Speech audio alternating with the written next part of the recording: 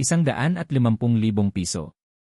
Nanginginig ang kamay ni Lina habang tinititigan ang piraso ng papel mula sa ospital. Parang may sariling isip ang mga numero, sumasayaw sa harap ng kanyang mga mata na unti-unti nang nanlalabo dahil sa nagbabadyang mga luha. Ang huling 2,000 piso sa kanyang wallet ay parang isang malupit na biro kumpara sa halimaw na halagang nasa bill para saan pa ito. Ni pambili ng gamot ng kanyang nanay para sa 1 linggo ay kulang pa. Diyos ko, tulungan niyo po ako, halos pabulong niyang dasal. Napayuko siya sa maliit na lamesa sa kanilang kusina, hinahayaang bumagsak ang bigat ng buong mundo sa kanyang mga balikat. Bawat araw, tila mas lalong lumalaki ang pader na kailangan niyang akyatin, at ngayon, pakiramdam niya ay wala na siyang lakas para kahit humakbang. Sa gitna ng kanyang pananahimik, isang matinis na tunog ang bumasag sa katahimikan. Ang kanyang luma at gasgas ng cellphone. Isang hindi rehistradong numero ang nasa screen. Sa normal na araw, hindi niya ito sasagutin, ngunit sa desperasyon niya ngayon, kahit ano ay kakapitan niya. Hello, mahina niyang sagot. Good morning. Is this Lina Reyes? Isang profesional at malinaw na boses ng babae ang tumugon. Oo po, ako nga po ito. I'm calling from the Human Resources Department of Moretti Corporation. We received your application for the executive assistant position. Would you be available for an interview with our new CEO, Alaric Moretti, this afternoon at 1 o'clock? Natigilan si Lina. Moretti Corporation. Ang isa sa pinakamalaki at pinakaprestihiyosong kumpanya sa buong bansa. Nagpadala nga siya ng aplikasyon doon, pero isa lang iyon sa 100 pinasahan niya online, isang suntok sa buwan na hindi niya inasahang mapapansin. Miss Reyes. Are you still there? Opo. Opo, available po ako, halos mapasigaw niyang sabi. Biglang may kumislap na pag-asa sa dibdib niya, isang maliit na kandila sa gitna ng madilim na silid ng kanyang mga problema. Pagpasok niya sa lobby ng Moretti Tower, pakiramdam ni Lina ay lumipat siya sa ibang mundo. Malamig ang hangin mula sa aircon, kumikinang ang sahig na gawa sa marmol, at ang mga taong naglalakad ay pawang mga mukhang nakikita lang niya sa mga business magazine.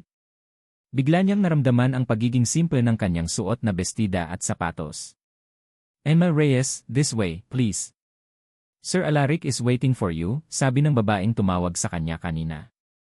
Ang opisina ng CEO ay nasa pinakamataas na palapag.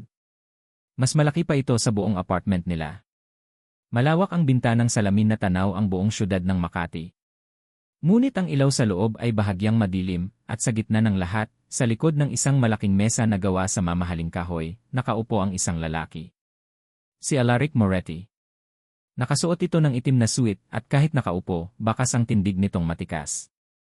Ngunit ang unang napansin ni Lina ay ang itim na salamin na suot nito. Ang dark glasses na yon ay parang isang pader na humaharang sa anumang emosyon. Naalala niya ang mga balita, ang trahedya sa eroplano, ang pagkamatay ng ama nitong si Don Ricardo Moretti, at ang epekto nito sa nag-iisang tagapagmana. Sabi sa balita, nabuhay nga si Alaric, ngunit kinuha naman ng aksidente ang kanyang paningin. Good afternoon, Emma Reyes. Please have a seat, utos ni Alaric. Malamig at formal ang kanyang boses, walang bakas ng anumang emosyon. Umupo si Lina sa silyang nasa harap ng mesa. Naramdaman niya ang bawat tibok ng kanyang puso. Ito na yon. Habang inilalatag ni Alaric ang resume ni Lina sa mesa, na para bang binabasa ito, kahit hindi niya nakikita, bahagyang gumalaw ang kanyang kamay at, aksidenteng, nasagi ang isang mamahaling fountain pen. Nahulog ito sa sahig na may kasamang mahinang kalansing. Bago pa man makapagsalita si Alaric, mabilis na yumuko si Lina, dinampot ang pen, at marahang inilagay ito sa ibabaw ng mesa, malapit sa kamay ng CEO. Sir, mahina niyang sabi. Isang bahagyang pagngiti ang sumilay sa labi ni Alaric, na agad din namang nawala. Salamat. Nagsimula ang interview. Ngunit ang mga tanong ni Alaric ay kakaiba. Hindi tungkol sa kanyang mga kakayahan sa computer o karanasan sa trabaho. Emma Reyes, gaano kahalaga sa iyo ang tiwala? Tanong nito, nakatuon ang mukha sa direksyon niya, na para bang tinititigan siya sa likod ng madilim na salamin. Nabigla si Lina sa tanong. Sir, para po sa akin, ang tiwala po ang pundasyon ng lahat. Mahirap po itong makuha, at kapag nasira, mahirap na pong ibalik. Magaling kang magtago ng sikreto. Kung sikreto po iyon na ipinagkatiwala sa akin, sir, dadalhin ko po iyon hanggang sa huli. Bawat tanong ay parang isang karayom na tumutusok sa kanyang pagkatao. Naramdaman ni Lina na hindi lang ang kanyang resume ang sinusuri, kundi pati ang kanyang kaluluwa. Ang buong interview ay tumagal lamang ng 10 minuto, at sa huli, tumango lang si Alaric. "Thank you, Ma Reyes. We'll call you." Iyon lang.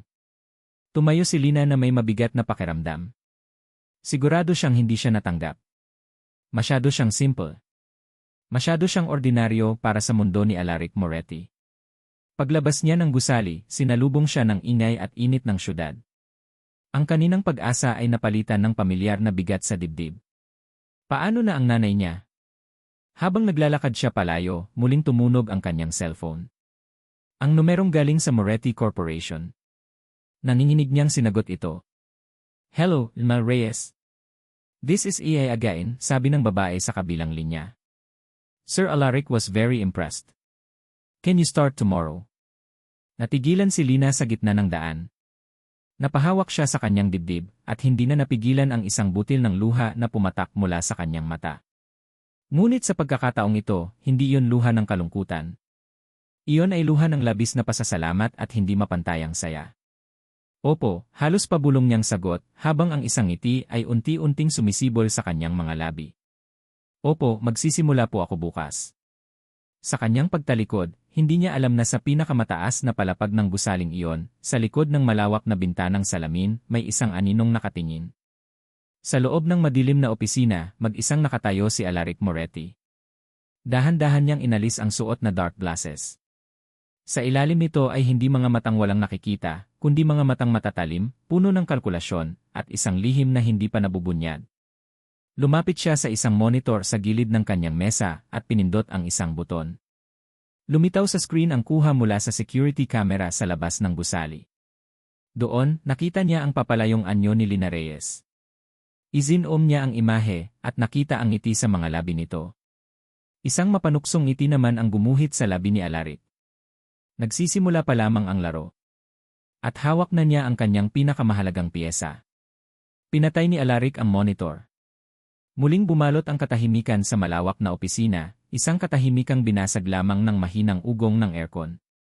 Ang ngiti sa mukha ni Lina Reyes, na sariwa pa sa kanyang isipan, ay nag-iwan ng kakaibang lasa, isang halo ng tagumpay at isang panganib na hindi niya pa masigurado kung ano. Lumakad siya palayo sa mesa at tumayo sa harap ng isang malaking larawan na nakasabit sa dingding. Ang kanyang ama, si Don Ricardo Moretti, nakangiti at puno ng buhay. Isang matalim na kirot ang muling gumuhit sa puso ni Alaric. 3 buwan. 3 buwan na ang nakalipas mula ng lamunin ng apoy at dagat ang eroplanong sinasakyan ng kanyang ama, at kasama nito, ang lahat ng liwanag sa buhay niya. "Kasalanan mo ito, Tio," bulong niya sa kanyang isip, ang kanyang mga daliri ay marahang dumapo sa malamig na salamin ng picture frame. "Ikaw ang pumatay sa kanya." Ang pagpapanggap na bulag ay hindi isang simpleng plano. Ito ay isang desperadong hakbang, isang baluti na isinuot niya upang pagtaksilan ang mismong taong pumatay sa kanyang ama. Sa mundo ng mga Moretti, ang kahinaan ay isang imbitasyon sa mga buitre. At sa pagiging isang kikaawa-awang bulag, nagawa niyang manatiling hindi pinapansin, isang anino sa sarili niyang kumpanya, habang tahimik na kinakalap ang lahat ng ebidensya laban sa kanyang tiyuhin, si Fernan. At si Lina Reyes? Siya ang susi. Simple, tapat o iyon ang ipinapakita niya at higit sa lahat, desperado. Isang kasangkapan. Iyon lang siya sa plano. Isang peres ng mga mata na magiging ekstensyon ng sa kanya, isang boses na magbabasa ng mga dokumentong magiging mitsa ng pagbagsak ni Fernan. Kinabukasan, eksaktong 8:00 ng umaga, isang mahinang katok ang narinig niya sa pinto. "Sir Alaric? Si Lina po. Your new assistant." Ang boses nito ay magalang, may bahagyang panginginig na hindi nakaligtas sa pandinig ni Alaric. "Pasok," malamig niyang sagot, habang inaayos ang kanyang dark glasses at umuupo ng tuwid sa kanyang silya. Pumasok si Lina, at narinig ni Alaric ang mahina niyang paghinga, marahil ay namangha pa rin sa laki ng opisina. Naamoy niya ang banayad nitong pabango, hindi matapang, halos amoy sabon lang, isang malaking kaibahan sa mga babaeng dati niyang nakakasalamuha. "Umupo ka, Lina Reyes," utos niya. "Nasa ibabaw ng mesa ang schedule ko para sa araw na ito, pati na ang ilang mahahalagang dokumento. Basahin mo sa akin ng malakas." Ito ang unang pagsubok. Ang mga dokumentong iyon ay naglalaman ng mga sensitibong impormasyon tungkol sa mga bagong proyekto ng kumpanya. Titignan niya kung magkakaroon ng anumang pagbabago sa tono ng boses nito, anumang pahiwatig ng pagkagahaman o pagkagulat. Nagsimulang magbasa si Lina. Malinaw at tuloy-tuloy ang kanyang boses, bawat salita ay binibigkas ng may kaukulang diin. Walang pag-aalinlangan. Walang pagkakamali. Para siyang isang makina na ginagawa lang ang trabaho nito nang walang bahid ng anumang personal na interes. Napakunot noo si Alaric sa likod ng kanyang salamin. Masyadong perpekto. Makalipas ang isang oras, habang binabasa ni Lina ang isang financial report, bigla itong tumigil. Bakit ka huminto? Tanong ni Alaric, biglang tumalas ang pakiramdam. Pasensya na po, sir. May kape po sa tabi ninyo. Baka po lumamig, mahina nitong sabi. Napatingin si Alaric sa direksyon ng tasa. Hindi niya namalayan ang paglapag nito. At nang marahan niyang abutin at amuyin ito, natigilan siya. Itim na kape. Walang asukal, walang gatas. Eksakto sa gusto niya. Paano nito nalaman? Hindi niya yon nabanggit kahit kanino sa kumpanya. Sino ang nagsabi sa iyo kung paano ko gusto ang kape ko? Tanong niya, ang boses ay mas malamig kaysa kanina. Wala po, sir.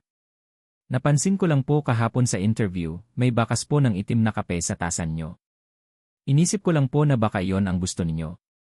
Isang obserbasyong simple pero matalas. Isang detalye na hindi inaasahan ni Alaric. Sa isang iglap, isang maliit na butas ang lumitaw sa kanyang teorya na si Lina ay isang simple at ordinaryong babae. Napainom siya sa kape.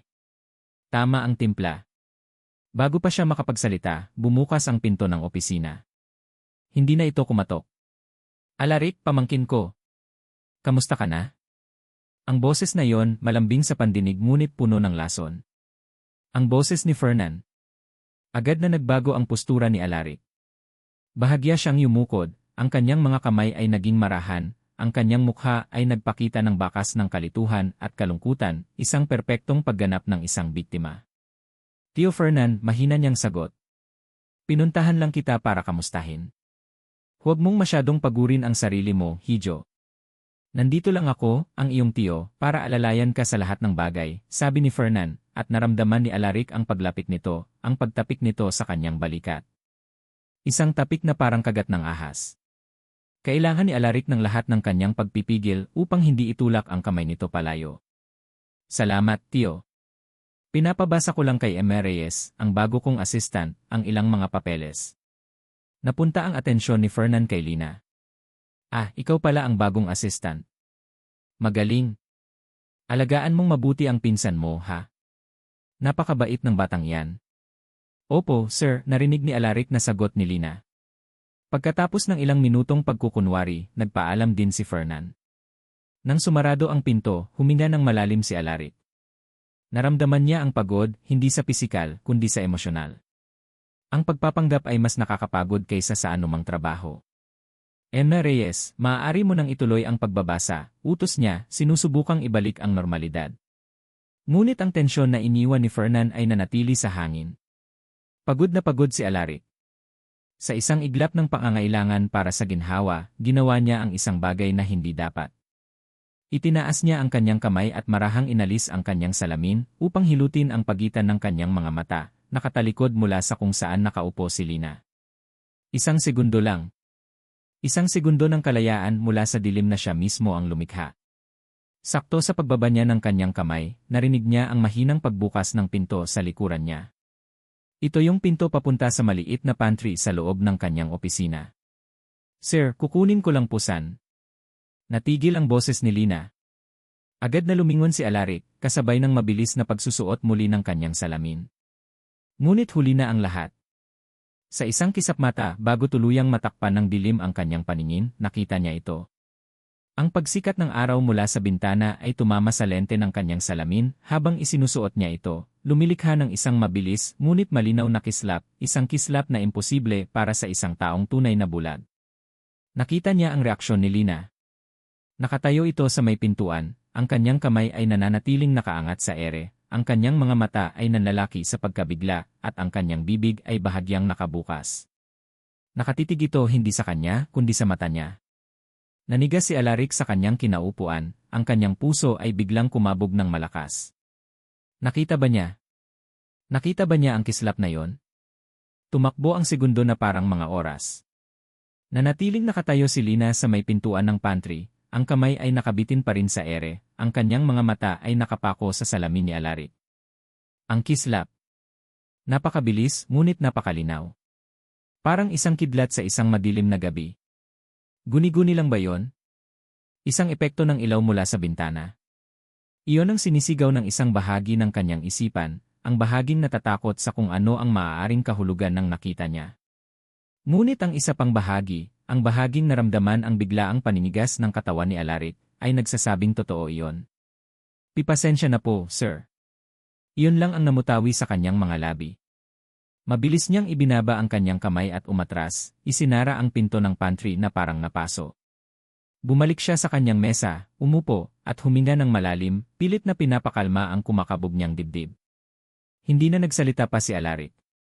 Ang katahimikan sa loob ng opisina ay naging mas mabigat, mas puno ng mga salitang hindi masabi. Sinubukan ni Lina na ituon ang pansin sa kanyang trabaho, ngunit ang imahe ng kislap na yon ay paulit-ulit na bumabalik sa kanyang isipan. Sa mga sumunod na araw, naging mas mapagmasid si Lina. Bawat kilos ni Alaric, bawat salita, bawat paghinga, ay sinusuri niya. Napansin niya kung paano eksaktong lumingon ang ulo nito kapag may biglang tumunog sa isang sulok ng silid. Napansin niya kung paano, kahit kailan, ay hindi ito nababangga sa anumang kasangkapan sa opisina, ang mga hakbang nito ay laging sigurado at may sukat. Mga maliliit na bagay na kung iisipin ay walang kahulugan, ngunit kapag pinagsama-sama ay bumubuo ng isang larawan ng pagdududa. Ngunit kasabay ng pagdududa ay ang pag-usbong ng isang damdaming hindi niya inaasahan, simpatya. Emma Reyes, may board meeting tayo mamayang alauna, anunsyo ni Alaric isang umaga. Dudukot ka sa tabi ko. Kailangan ko ng iyong mga mata. Iyon ang naging tungkulin niya. Sa bawat pagpupulong, lalo na kapag naroroon si Fernan Moretti, si Lina ang nagiging anino ni Alaric. Habang nagsasalita si Fernan tungkol sa mga bagong plano para sa kumpanya, nakaupo si Lina sa tabi ni Alaric, ang kanyang bibig ay malapit sa tainga nito, bumubulong. Nakatingin po si Emil Delgado sa kanyang cellphone, hindi po siya nakikinig, bulong niya. Si Elrea Velez po ay nakakunot ang noo, mukhang hindi po siya sang-ayon sa sinasabi ni Sir Fernan. At nang ngumiti si Fernan, isang ngiting tila para sa lahat, idinagdag ni Lina, nakangisi po siya, sir, pero hindi po abot sa mga mata niya. Malamig po ang tingin niya. Sa bawat bulong niya, nararamdaman niya ang bahagyang pagtigas ng braso ni Alaric, o ang halos hindi mapansing pag-igting ng panga nito. Hindi niya maintindihan ang buong larawan, ngunit nararamdaman niya ang bigat ng laban na dinadala ng kanyang amo. Sa likod ng malamig at walang emosyong boses, may isang lalaking nakikipagbaka sa dilim. Totoo man o gawa-gawa ang dilim na yon, naroon pa rin ang bigat. Isang hapon, pagkatapos ng isang partikular na nakakapagod na pagpupulong, bumalik sila sa opisina. Tahimik lang si Alaric, nakatayo malapit sa malaking bintana, nakaharap sa papalubog na araw na hindi naman niya nakikita. Emma Reyes, mahina niyang tawag, ang boses ay pagod. Ano ang itsura sa labas? Lumapit si Lina at tumayo ilang talampakan ang layo mula sa kanya. Kulay kahel po at lila ang langit, sir. Ang mga ulap po ay parang pininturahan ng ginto. Ang mga sasakyan sa ibaba, parang mga alitaptap na gumagalaw. Isang buntong hininga ang kumawala kay Alaric. Ganyan din ang kulay ng langit, nagsimula siyang magsalita, ang boses ay halos pabulong na para bang kinakausap ang sarili. Ganyan din ang kulay ng langit noong tinuruan ako ni Papa na magpalipad ng saranggola dito mismo sa kinatatayuan natin, noong hindi pa ito gusali. Natigilan si Lina. Sa isang iglap, nawala ang na malamig at misteryoso.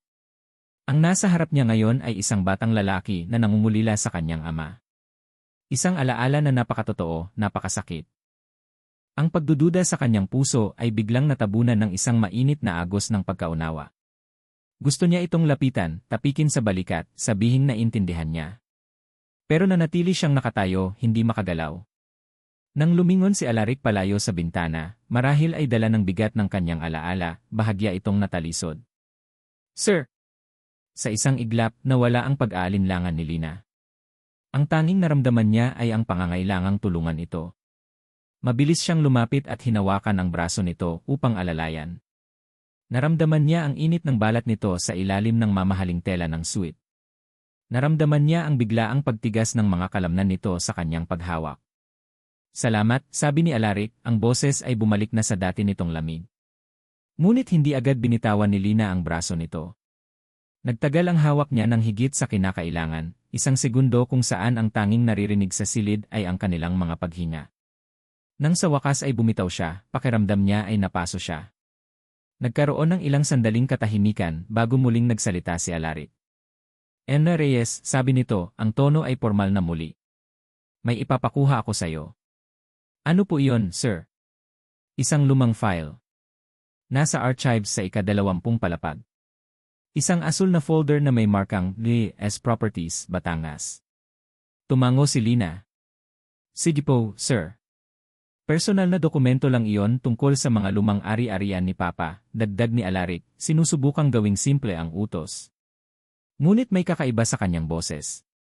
Isang bahid ng pagmamadali na pilit tinatago. Kunin mo na ngayon. Importante. Ang archives sa ika-20 palapag. Iyon din ang palapag kung nasaan ang opisina ni Fernan Moretti. Biglang bumalik ang kaba sa dibdib ni Lina. Hindi ito isang simpleng utos. Nararamdaman niya. Ito ay isang pagsubok o marahil ay isang misyon. At sa hindi malamang dahilan, alam niyang ang pagpunta niya doon ay magbubukas ng isang pinto na hindi na niya muling maisasara pa. Habang naglalakbay pababa ang elevator, mag-isa lang si Lina sa loob. Ngunit hindi siya nag-iisa sa kanyang isipan. Paulit-ulit na naglalaro doon ang mga huling tagpo sa opisina ni Alaric. Ang pagbabahagi nito ng alaala ng kanyang ama, ang saglit na kahinaan, at ang paghawak niya sa braso nito. Isang kakaibang kiliti ang gumapang sa kanyang dibdib. Isang kilig na hindi niya dapat maramdaman. Pinagkakatiwalaan siya ni Alaric. Sa kabila ng pagdududa niya kung bulag nga ba ito o hindi, isang bagay ang sigurado, binigyan siya nito ng isang importanteng gawain. Siya ang kanyang mga mata. Siya ang kanyang pinagkakatiwalaan sa gitna ng mga aninong nakapaligid dito. Ang isiping iyon ay nagbigay sa kanya ng kakaibang tapang at saya. Pagdating niya sa ika-20 palapag, mas naging maingat ang kanyang mga hakbang. Ito ang teritoryo ni Fernan Moretti. Ang hangin dito ay tila mas mabigat, mas puno ng mga lihim. Dumiretso siya sa pinto na may markang E-Archives. Pagpasok niya, sinalubong siya ng amoy ng lumang papel at alikabok. Ang silid ay malawak, puno ng matataas na estanteng bakal na hitik sa mga folder at kahon. Tanging ang mahinang ugong ng ilaw sa itaas ang maririnig. Tahimik. Nakakabingi ang katahimikan. Sinimulan niyang hanapin ang hilera na may markang si Properties, 1,900 at 70 tandang bawas 2,000. Dahan-dahan niyang binaybay ng kanyang daliri ang mga etiketa ng bawat folder. Napakarami. Ang ilan ay lumana at naninilaw. Pakiramdam niya ay naglalakbay siya sa nakaraan ng Moretti Corporation. L Properties. L Properties in. Bulong niya sa sarili. At sa wakas, sa pinakadulong bahagi ng isang estante, nakita niya ito. Isang asul na folder, medyo kupas na may sulat kamay na markang, LS Properties, Batangas. Isang ngiti ng tagumpay ang sumilay sa kanyang labi. Nakuha niya. Nagawa niya ang ipinag-uutos ni Alaric. Dahan-dahan niyang kinuha ang folder, maingat na parang isang napakahalagang kayamanan. Nang akma na siyang tatalikod para umalis, isang pamilyar na boses ang narinig niya mula sa labas ng archives, sa may hallway. Boses ni Fernan Moretti. Sigurado ako. Nasa tamang landas ang lahat. Biglang nanigas si Lina. Ang kanyang puso ay nagsimulang tumibok ng napakabilis. Sa isang iglap, tila umakyat lahat ng dugo sa kanyang ulo. Mabilis siyang yumuko at nagtago sa likod ng estanteng bakal. Ang kanyang likod ay nakadiin sa malamig na metal. Niyakap niya ng mahigpit ang folder sa kanyang dibdib, na para bang iyon ang makakaprotekta sa kanya. Wala siyang kaalam-alam, patuloy ni Fernan sa kanyang kausap sa cellphone, ang boses ay may halong pagmamayabang. Akala niya nakalusot siya sa akin. Ang pamangkin kong nagbubulag-bulagan, naglalaro ng kanyang maliit na laro. Halos mapasinghap si Lina. Nagbubulag-bulagan. So, totoo nga. Hindi bulag si Alaric. Ngunit bago pa man niya maproseso ang rebelasyong iyon, isang mas malaking bomba ang pinakawalan ni Fernan. Ang galing ng plano ko, hindi ba? Ako mismo ang pumili sa bagong assistant niya. Isang perpektong paon. Paon? Isang con. Narinig ni Lina ang mahinang pagtawa ni Fernan sa kabilang linya. Isang tawang nagpatindig sa lahat ng balahibo sa kanyang batok. Si Lina Reyes ang pinili ko. Anak siya ng dating empleyado na si Roberto Reyes na pinalayas noon ng kapatid ko dahil sa isang maliit na di pagkakaunawaan na ako rin ang may gawa. Parang binuhusan ng nagyelong tubig ang buo niyang katawan. Ang pangalan ng kanyang ama. Roberto Reyes. Ang sakit ng nakaraan, ang kahihiyang dinanas ng kanilang pamilya na pilit nilang ibinaon sa limot, ngayon ay naririnig niya mula sa bibig ng demonyong ito. May kaunting galit pa rin yan sa mga Moretti, sigurado ako, patuloy ni Fernan, ang boses ay puno ng kasamaan. Konting udyok lang, konting pera, at magiging espiya ko na siya sa loob. Madali siyang gamitin laban sa pamangkin kong bulad. Sino ba namang mag-aakala na ang kawawang babaeng desperado para sa trabaho ay ang magiging susi sa pagbagsak niya? Sa isang iglap, gumuho ang mundo ni Lina. Ang pag-asang naramdaman niya kanina sa elevator. Ang kilig. Ang pakiramdam na pinagkakatiwalaan siya. Lahat ay kasinungalingan. Isang malaking, masalimuot at napakasamang panlilinlang. Hindi siya isang assistant. Isa siyang paon sa chessboard. Isang kasangkapan. Isang armas na gagamitin ng isang halimaw laban sa isa pa. Ang kabaitan ni Alaric, ang kanyang pagiging bukas lahat ba iyon ay bahagi lang din ng laro. At si Fernan ginamit nito ang pinakamasakit na bahagi ng kanyang nakaraan para lang sa sarili nitong interes. Naramdaman niya ang pag-init ng kanyang mga mata. Naramdaman niya ang panginginig ng kanyang mga kamay. Ang hangin ay tila naubos sa kanyang baga. Ang folder na mahigpit niyang yakap-yakap ay biglang bumitaw mula sa nanginginig niyang mga kamay. Kalabog. Ang tunog ng pagbagsak ng folder sa sementadong sahig ay umalinggaw sa nakakabinging katahimikan ng archives. Isang tunog na napakalakas, parang isang putok ng baril sa gitna ng gabi. Sa labas, biglang natigil ang pagsasalita ni Fernan. Natigil din ang kanyang mga yabag. Narinig ba niya? Oh, Diyos ko! Narinig ba niya? Bawat segundo na lumilipas ay parang isang patak ng asido sa balat ni Alaric. Nakatayo siya malapit sa bintana, nakikinig. Nakikinig sa mga yapak sa hallway, sa tunog ng elevator, sa bawat bulong na umaabot sa kanyang pinto. Nasaan na si Lina? Bakit ang tagal niya? Isang bahagi niya ang kinakabahan. Ang ika-20 palapag ay teritoryo ng kanyang tiyuhin. Ngunit ang mas malaking bahagi niya ay umaasa. Ito ang pinakamalaking pagsubok na ibinigay niya kay Lina. Kapag bumalik ito na dala ang folder, nang walang anumang kaduda-dudang nangyari, marahil ay maaari na siyang magsimulang magtiwala. Ang ideyang iyon, tiwala, ay isang dayuhang konsepto na matagal nang kinalimutan ni Alaric. Ngunit sa mga nagdaang linggo, sa bawat bulong ni Lina sa kanyang tainga, sa bawat tasa ng kape na inihahanda nito, sa paraan ng pag-aalala nito na tila totoo, unti-unting bumubukas ang isang siwang sa pader na itinayo niya sa paligid ng kanyang puso. Biglang may kumatok sa pinto. Ngunit hindi ito si Lina. Sir Alaric? Boses iyon ni Mang Tony, ang pinakamatagal na security guard sa palapag na iyon, isang taong pinagkakatiwalaan ng kanyang ama. Pinapatawag po kayo ni Sir Fernan sa conference room E, may biglaan daw pong problema sa isang shipment. Kumunot ang noo ni Alaric. Isang pakana. Alam niya. Sabihin mo na susunod ako, sagot niya, ang boses ay kalmado.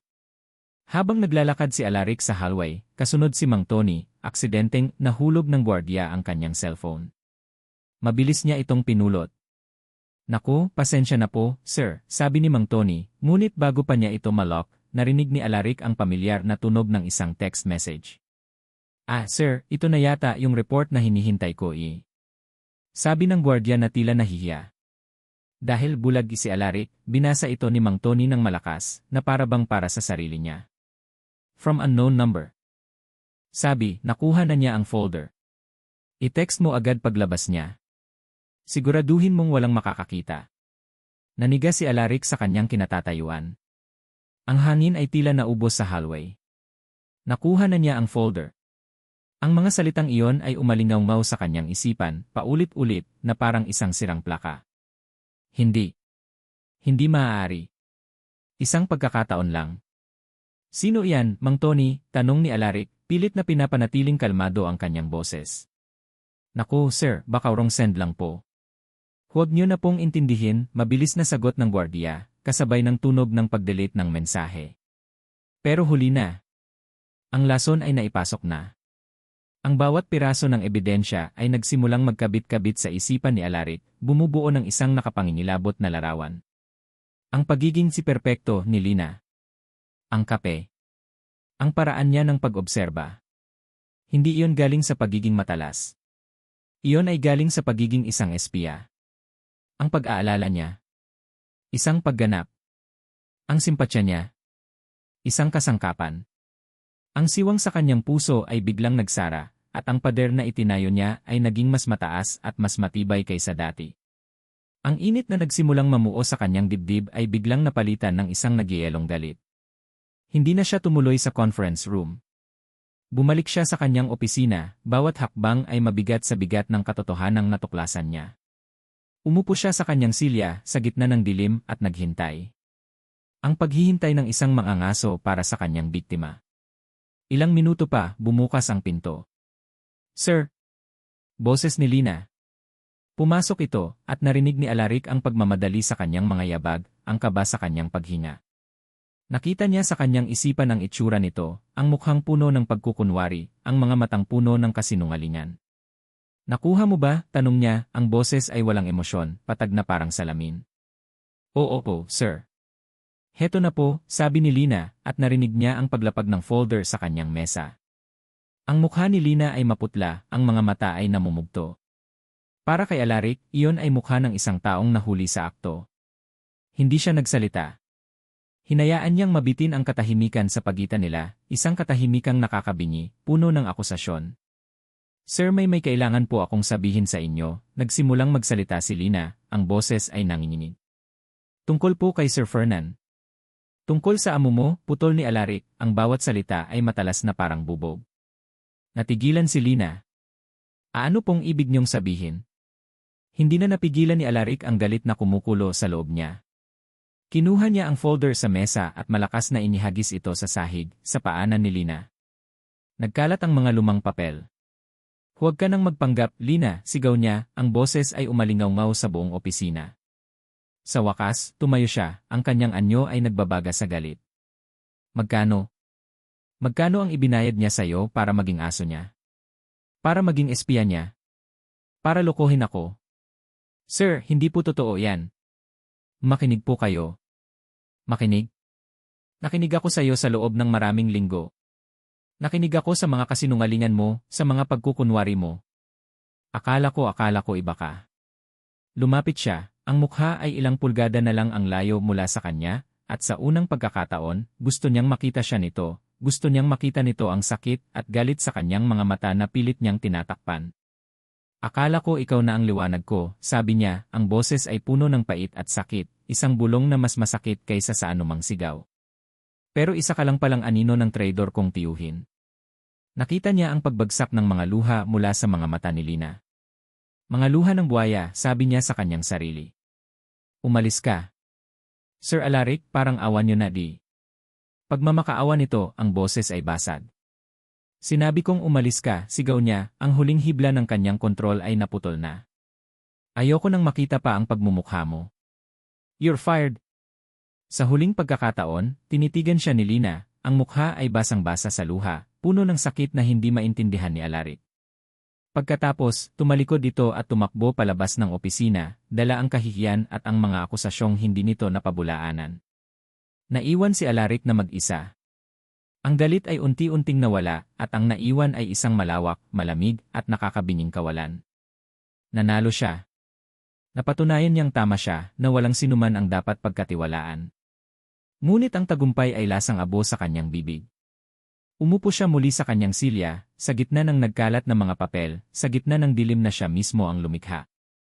At sa unang pagkakataon mula nang mamatay ang kanyang ama, naramdaman niyang siya ay tunay at lubos na nag-iisa. Hindi alam ni Lina kung paano siya nakarating sa sakayan ng jeep. Ang bawat hakbang niya palayo sa Moretti Tower ay parang paghakbang sa kumunoy. Ang mga salita ni Alaric ay parang mga bubog na nakabara sa kanyang lalamunan, matalas at masakit. Isa ka lang palang anino ng traidor kong tiyuhin. "You're fired." Ang mga salitang iyon ay mas masakit kaysa sa sampal. Ang lamig at galit sa boses nito ay tumagos hanggang sa kanyang kaluluwa. Ang pinakamasakit ay hindi ang pagkawala ng trabaho, kundi ang pagkawala ng tiwalang inakala niyang nagsisimula ng mabuo sa pagitan nila. Sumakay siya ng jeep, umupo sa isang sulok, at niyakap ang kanyang sarili. Ang mga mukha ng ibang pasahero ay malabo, ang ingay ng kalsada ay parang isang malayong ugong. Ang tanging malinaw sa kanya ay ang sakit. Niloko siya ni Fernan. Hinusgahan siya ni Alaric. Wala siyang kakampi. Mag-isa lang siya sa mundong ito. Pagbaba niya sa kanilang kanto, sinalubong siya ng pamilyar na amoy ng nilulutong pagkain at ng sigawan ng mga batang naglalaro. Ngunit ang pamilyar na tanawing ito ay hindi nagbigay ng ginhawa. Dumiretso siya sa kanilang maliit na bahay, at pagbukas niya ng pinto, nakita niya ang kanyang ina, si Aling Elena, na nag-aayos ng mga gamot nito sa mesa. "Oh, anak, ang aga mo yata," natigil sa pagsasalita ang kanyang ina nang makita ang mukha niya. Iyon na. Iyon ang huling hibla na bumitaw.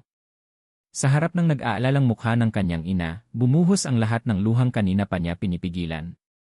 Tumakbo siya at niyakap ang kanyang ina, ang kanyang mga balikat ay nanginginig sa bawat hikbi. "Anak, anong nangyari?" "Diyos ko, Lina, anong problema?" tanong ni Aling Elena. Ang boses ay puno ng pag-aalala habang hinahaplos ang kanyang likod. "Wala na po akong trabaho," naiiyak ni Lina. "Pinalayas po ako, pinagbintangan." Inalalayan siya ng kanyang ina paupo sa isang upuang kahoy. Kumuha ito ng isang basong tubig. "Huminahon ka, anak. Dahan-dahan. Sabihin mo sa akin ang lahat." Sa pagitan ng kanyang mga hikbi, ikinuwento ni Lina ang lahat. Ang pag-aakusa ni Alaric, ang narinig niyang pag-uusap sa telepono. Nang banggitin niya ang pangalan ni Fernan Moretti, at kung paano nito sinabing ginamit siya dahil anak siya ni Roberto Reyes, nakita ni Lina ang biglaang pagbabago sa mukha ng kanyang ina. Ang pag-aalala ay napalitan ng isang madilim na anino, isang pamilyar na sakit. "Fernan," bulong ni Aling Elena, ang pangalan ay parang lason sa kanyang bibig. "Kaya pala. Ang demonyong yon. Siya na naman. Kilala niyo po siya, Nay?" Tumango ang kanyang ina, ang mga mata ay nakatingin sa malayo, na para bang binabalikan ang isang masakit na nakaraan. "Anak, hindi lang simpleng natanggal sa trabaho ang tatay mo noon. Si Fernan ang may pakana ng lahat. May mga nawawalang pondo sa departamento niya, at para mailigtas ang sarili niya, ang tatay mo ang kanyang idiniin. Ang tatay mo, na siyang pinakatapat na empleyado ng ama ni Alaric. Pero bakit po hindi lumaban si tatay?" Isang mapait na ngiti ang sumilay sa labi ni Aling Elena. "Lumaban siya, anak. Pero sino ba naman kami laban sa isang Moretti? Walang naniwala sa kanya. At si Don Ricardo ang ama ni Alaric, naniwala siya sa kapatid niya." Bumalik ang bigat sa dibdib ni Lina. Kaya pala.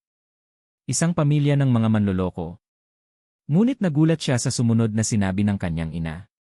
Pero bago mamatay si Don Ricardo, patuloy ni Aling Elena, ang boses ay mas mahina na ngayon, nalaman niya ang katotohanan. May isang beses na tinawagan niya ang tatay mo. Humingi siya ng tawad. Sinabi niyang nabulag siya sa pagtitiwala sa kapatid niya. Nangako siyang babawiin niya ang lahat, na ibabalik niya ang dangal ng tatay mo, pero huli na ang lahat. Ilang linggo matapos ang tawag na yon, ibinalita na bumagsak ang eroplanong sinasakyan niya. Parang isang kidlat na tumama kay Lina ang narinig. Si Don Ricardo nagsisi. Nalaman niya ang katotohanan. Ang ibig sabihin, hindi lang sila ang biktima ni Fernan. Pati na rin si Alaric. Ang galit niya kay Alaric ay biglang napalitan ng isang malalim na pagkaunawa. Hinusgahan siya nito. Nasaktan siya nito. Ngunit ginawa iyon ni Alaric mula sa isang lugar ng sakit at pagtataksil na mas malalim pa kaysa sa inaakala niya. Pareho lang sila. Pareho silang biktima ng kasamaan ni Fernan. Tumayo si Lina. Pinunasan niya ang kanyang mga luha gamit ang likod ng kanyang palad. Nawala ang panginginig ng kanyang katawan. Napalitan ito ng isang matigas na determinasyon. Pumasok siya sa kanyang maliit na kwarto at kinuha ang isang lumang picture frame sa ibabaw ng kanyang tokador. Ang larawan ng kanyang ama, nakangiti, noong mga panahong buo pa ang kanilang pamilya, noong hindi pa nadudungisan ang pangalan nito. Tinitigan niya ang larawan. Ang mga mata ng kanyang ama ay tila nangungusap sa kanya. Hindi na po maulit ito, Tay, sabi niya sa kanyang isip, ang kanyang panga ay mariing nagtiim. Ang ginawa nila sa'yo, hindi ko hahayaang gawin din nila sa akin. Lalaban po ako. Ang takot na naramdaman niya kanina sa archives ay nawala. Napalitan ito ng isang malamig na galit. Isang plano ang unti-unting nabubuo sa kanyang isipan. Hindi niya kayang gawin ito ng mag-isa. Kailangan niya ng tulong. Kailangan niya ng isang taong may kapangyarihan. Isang taong mapagkakatiwalaan ni Don Ricardo. Isang taong kamumuhian din si Fernan. Naalala niya ang mga kwento ng kanyang ina noon. Ang pinagkakatiwalaang abogado at matalik na kaibigan ni Don Ricardo. Isang pangalan na minsan lang niyang narinig. Mabilis niyang binuksan ang isang lumang bowl kung saan nakatago ang mga gamit ng kanyang ama. Sa loob ng isang lumang address book, nakita niya ito. Isang pangalan at isang numero, nakasulat sa pamilyar na sulat kamay ng kanyang tatay. Attorney Benjamin de Vera. Nanginginig ang kanyang kamay habang kinukuha ang kanyang cellphone. Ngunit hindi na ito panginginig sa takot.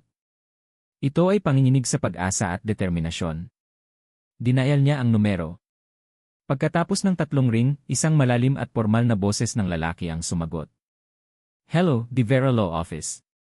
Huminga ng malalim si Lina, pinatatag ang kanyang boses. Hello po. Nais ko po sanang makausap si Attorney de Vera, sabi niya, ang bawat salita ay puno ng bigat at layunin. Ang pangalan ko po ay Lina Reyes, anak po ako ni Roberto Reyes. At mayroon po akong impormasyon tungkol sa totoong nangyari sa pagkamatay ni Don Ricardo Moretti. Kailangan ko po ng tulong ninyo. Ang conference room ay puno ng mga anino at bulungan. Nakaupo si Alaric sa dulo ng mahabang mesa, isang hari sa kanyang madilim na kaharian. Sa nakalipas na 2 araw mula nang palayasin niya si Lina, ang mundo niya ay bumalik sa dati, walang kulay, walang tiwala, walang buhay. Ang bawat tunog ay isang banta, ang bawat katahimikan ay isang akusasyon. Ngayon ang araw ng espesyal na pagpupulong ng mga stockholder. Ang araw na opisyal na ipapasa ni Fernan ang isang resolusyon na magbibigay sa kanya ng halos ganap na kapangyarihan sa Moretti Corporation, gamit ang kapansanan ni Alaric bilang dahilan. Bilang inyong pansamantalang pinuno at sa kalagayan ng aking kaawa-awang pamangkin. Nagsimula nang magsalita si Fernan, ang boses ay puno ng peking simpatsya na nagbigay ng pait sa bibig ni Alaric. Narinig niya ang pagsang-ayon ng ilang miyembro ng board. Malapit na. Malapit nang manalo ang kanyang tiyuhin. Bago pa man siya makagawa ng anumang hakbang, tumunog ang kanyang cellphone. Isang text message mula sa isang numerong hindi niya kilala. Dati, hindi niya ito papansinin. Ngunit ngayon, may nag-udyok sa kanyang pakinggan ito gamit ang text-to-speech feature ng kanyang phone. Alaric, ako si Attorney de Vera. Kaibigan ng ama mo. Huwag kang gagawa ng kahit ano. Magtiwala ka sa akin. Magtiwala ka kay Lina. Natigilan si Alaric. Attorney de Vera. Ang matalik na kaibigan ng kanyang ama na hindi niya kailanman tinawagan dahil sa kanyang pagdududa. At magtiwala ka kay Lina. Ang mga salitang iyon ay isang sampal sa kanyang mukha. Anong nangyayari? Habang si Fernan ay nasa gitna ng kanyang talumpati, ang malaking pinto ng conference room ay bumukas ng malakas. Ang lahat ng ulo ay lumingon. At doon, nakatayo si Lina Reyes. Ang puso ni Lina ay tumitibok na parang tambol, ngunit ang kanyang mga hakbang ay matatag. Ang takot na minsan ay halos lumamon sa kanya ay napalitan na ng isang malamig at matibay na resolusyon. Sa likuran niya ay si Attorney de Vera at 2 unipormadong security personnel. Ang lahat ng mata ay nasa kanya. Nakita niya ang pagkalito sa mukha ng mga miyembro ng board, ang panlalaki ng mga mata ni Fernan sa gulat at galit, at ang anyo ni Alaric sa dulo ng mesa. Nakaupo ito ng tuwid, ang mukha ay nakatuon sa kanyang direksyon, hindi gumagalaw, na para bang isa itong estatwang gawa sa bato. Isang pamilyar na kirot ang gumuhit sa puso ni Lina. Anong ibig sabihin nito? Sino ka para basta-basta na lang pumasok dito? Sigaw ni Fernan, ang kanyang pagkukunwari ay nawala na. Hindi sumagot si Lina. Sa halip, naglakad siya patungo sa projector screen sa harap ng silid. Nanginginig ang kanyang mga kamay habang isinasaksak niya ang isang USB drive sa laptop. Bago ninyo ibigay ang buong kapangyarihan ng kumpanyang ito kay G. Fernan Moretti, nagsimula siyang magsalita, ang kanyang boses ay malinaw at malakas, umaalingaw-ngaw sa buong silid. Mayroon lang po akong isang bagay na gusto kong marinig ninyo. Pinindot niya ang play. Isang boses ang umalingaw-ngaw mula sa mga speaker. Boses ni Fernan. Ang piloto. Bayad na siya. Isang simpleng mechanical failure lang ang kailangan. Walang sinuman ang makakaalam. Kapag nawala na si Ricardo, sa akin na ang lahat. Katahimikan. Isang nakabibinging katahimikan ang bumalot sa buong silid. Ang bawat paghinga ay maririnig. Ang recording na nakuha ni Atty. De Vera mula sa isang informant na matagal na niyang minamanmanan ay isang bombang sumabog sa gitna nilang lahat. Kasinungalingan. Gawa-gawa lang yan. Isa kang bayaran, sigaw ni Fernan, ang mukha ay namumula sa galit, ang mga mata ay nanlilisik. Sinugod niya si Lina. Sino ang nag-utos sa'yo nito? Siya ba? Itinuro niya si Alaric. Ngunit bago pa man siya makalapit kay Lina, isang bagay na hindi inaasahan ng lahat ang nangyari. Nang makita niyang susugurin ni Fernan si Lina, isang bagay sa loob ni Alaric ang nabuhay. Ang proteksyon. Ang galit. Ang katotohanan. Dahan-dahan, tumayo siya mula sa kanyang upuan. Ang bawat galaw niya ay mabagal, sinasadya, at puno ng bigat. Ang lahat ng mata ay napunta sa kanya. At pagkatapos, sa harap ng lahat ng mga miyembro ng board, mga stockholder, at ng babaeng pinagbintangan niya, dahan-dahan niyang inalis ang kanyang dark glasses. Ang liwanag mula sa bintana ay sumilay sa kanyang mga matang hindi bulad. Mga matang matatalim, puno ng sakit, at nag-aalab sa galit na matagal ng kinikimkim. Napatigil ang lahat. May napasinghap. Narinig niyang bumagsak ang ballpen ng isa sa mga miyembro ng board. Napatigil din si Fernan, ang kanyang mukha ay nabahiran ng purong takot. Itinuon ni Alaric ang kanyang tingin ng diretsyo sa kanyang tiyuhin. Ang bawat salita na lumabas sa kanyang bibig ay malamig na parang yelo, isang hatol na matagal nang dapat ipinataw. Tiyo, nagsimula siyang magsalita, ang boses ay kalmado ngunit nakapangingilabot. Kitang-kita ko ang lahat. Ang tatlong salitang iyon ay ang huling pako sa kabaong ni Fernan. Ang kanyang mukha ay namutla. Ang kanyang tapang ay biglang nawala na parang bula.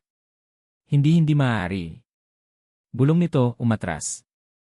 Tiyo, kitang-kita ko kung paano mo unti-unting sinira ang kumpanya ng ama ko. Kitang-kita ko ang kasakiman sa mga mata mo. At ngayon, kitang-kita ko ang takot sa mukha ng isang mamamatay tao. Sinubukan ni Fernan na tumakbo, ngunit hinarang na siya ng mga security personnel na kasama ni Atty. De Vera. Nagpumiglas siya, sumisigaw ng mga pagbabanta at pagtanggi, ngunit wala nang sinuman ang nakikinig. Tapos na ang laro. Sa gitna ng kaguluhan, habang kinakaladkad si Fernan palabas, ang mga mata ni Alaric ay hindi naalis kay Lina. Nakatayo lang ito doon, nakatingin sa kanya, ang mga luha ay tahimik na dumadaloy sa kanyang mga pisngi. Ngunit hindi na ito mga luha ng sakit o takot. Ito ay mga luha ng ginhawa. Nilagpasan ni Alaric ang mga naguguluhang miyembro ng board.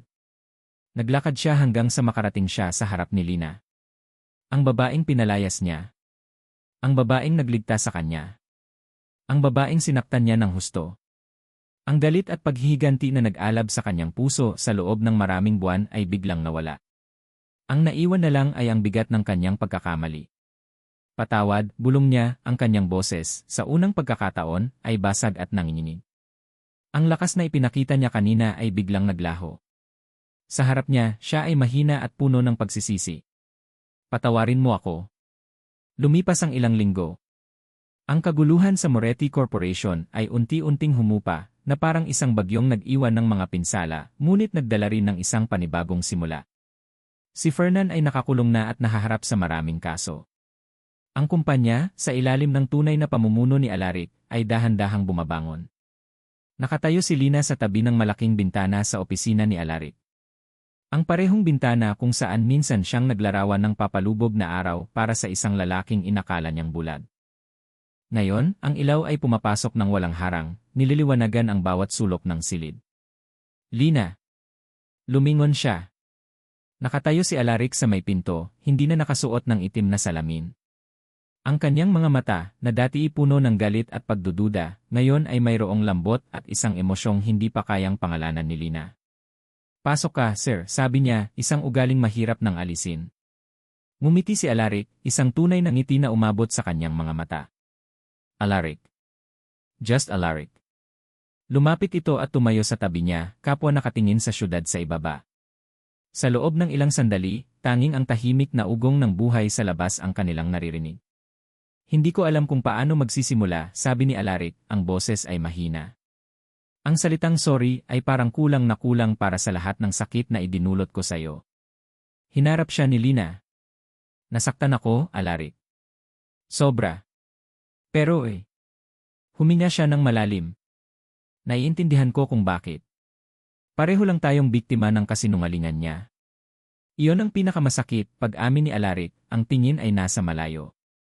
Ang taong pinagkatiwalaan ko, ang ama-amahan ko, ang pumatay sa ama ko. Ang dilim na nilikha niya sa buhay ko, nilamon ako nito ng buo. At sa gitna ng dilim na yon, dinamay pa kita. Tinitigan ni Alaric si Lina. Ang babaeng ito, na may karapatang kamuhian siya, ay nakatayo sa harap niya at binibigyan siya ng pag-unawa. Nilamon ako ng pagdududa, patuloy niya. Kaya noong araw na yon, noong sinabi ng lahat ng ebidensya na niloloko mo ako, mas pinili kong maniwala sa kasinungalingan. Kasi mas madaling maniwala na lahat ng tao ay masama, kaysa tanggapin na may isang taong totoo. Hinawakan niya ang kamay nito. Nagulat ito sa una, ngunit hindi naman ito binawi. Ang kanyang kamay ay maliit at mainit sa loob ng palad niya. Ang pinagsisisihan ko ay hindi kita pinakinggan. Hindi ko binigyan ng pagkakataon ang puso ko na maniwala sa'yo. Isang luha ang pumatak mula sa mata ni Lina. Pinunasan niya ito gamit ang kanyang hinlalaki. Ang pagdilig na iyon ay mas matimbang kaysa sa anumang salita. May isang bagay pa akong kailangang gawin, sabi ni Alaric, para maitama ang lahat. Kinabukasan, nagpatawag si Alaric ng isang maliit na pagtitipon sa isa sa mga function hall ng kumpanya. Naroon ang ilang matatandang empleyado, si Atty. De Vera, at sa gitna ng lahat, si Aling Elena, na nakaupo sa isang silyang pandangal. Sa harap ng lahat, formal na nagsalita si Alaric. Maraming taon na ang nakalipas, isang malaking pagkakamali ang nagawa sa loob ng kumpanyang ito. Isang mabuting tao, si Roberto Reyes, ay malisyosong siniraan at tinanggalan ng karangalan, sabi niya, ang kanyang boses ay malinaw at matatag. Ngayon, sa ngalan ng aking ama, si Don Ricardo Moretti, at ng buong Moretti Corporation, formal kong ibinabalik ang karangalan sa pangalan ni Reyes. Hinihiling ko ang kapatawaran ng kanyang pamilya. Tumingin siya kay Lina at sa kanyang ina. Nakita niya ang mga luha ng pasasalamat sa mga mata ni Aling Elena. Sa sandaling iyon, naramdaman ni Alaric ang isang bigat na nabunot mula sa kanyang dibdib. Hindi nito mabubura ang nakaraan, ngunit isa itong hakbang patungo sa paghilom. Nang matapos ang seremonya, naglakbay sila patungo sa isang lugar na tahimik at payapa. Ang sementeryo kung saan nakahimlay si Don Ricardo. Magkatabi silang nakatayo sa harap ng puntod na gawa sa marmol. Matagal na katahimikan ang namagitan, puno ng respeto. Dad, nagsimulang magsalita si Alaric, ang kanyang boses ay bahagyang nanginginig.